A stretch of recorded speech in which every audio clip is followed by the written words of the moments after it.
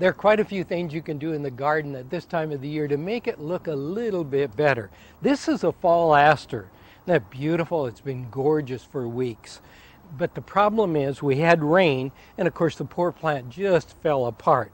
I quickly came out and knocked the water off of the blossoms, and they sprung right back up.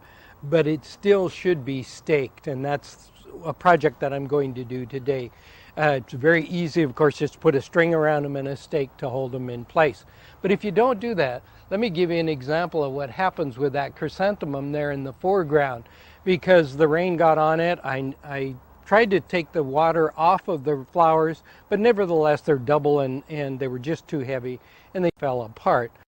So a little bit of staking makes all the difference in the world, and this is the time that you want to give a little attention to those kind of projects. Now, I also want you to notice the overall effect of this bed, because there are several things that are really important. Foliage color, for example, foliage texture, and flower color, and this has a little bit of all of it. So I'll explain a little bit more as we go along. Back here, there's a plant you can't see, but I'm going to cut the blossoms so you can. This is a hebe.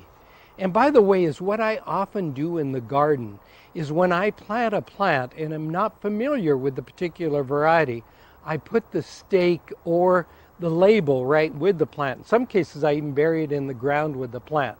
So let me just look down here and see what we can find out. This is a variety called Hebe Maria, M-A-R-I-A.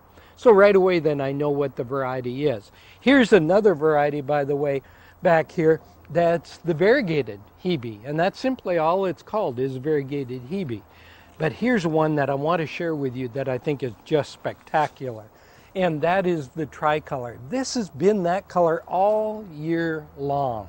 Just beautiful, and it has required no pruning.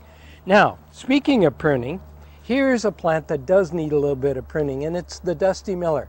You can see there that it's beginning to go to flower. So let's go back in here a little ways and cut this back, and I'm going to cut this one back so it's in proportion. See, now the entire plant is in proportion, and that little bit of pruning will make all the difference in the appearance of the garden at this time of the year. And here's something else. See here, this is a Marguerite daisy, and look at these buds, late as it is in the season, still trying to form. So what we want to do is to go in and cut off all of these old flowers so that the plant does not go to seed and continues to try to flower. And I think if you have just observed those few things in your landscape, foliage color, foliage texture, and flower color, you can come up with some outstanding plantings. And now's the time to spend a little time observing the garden.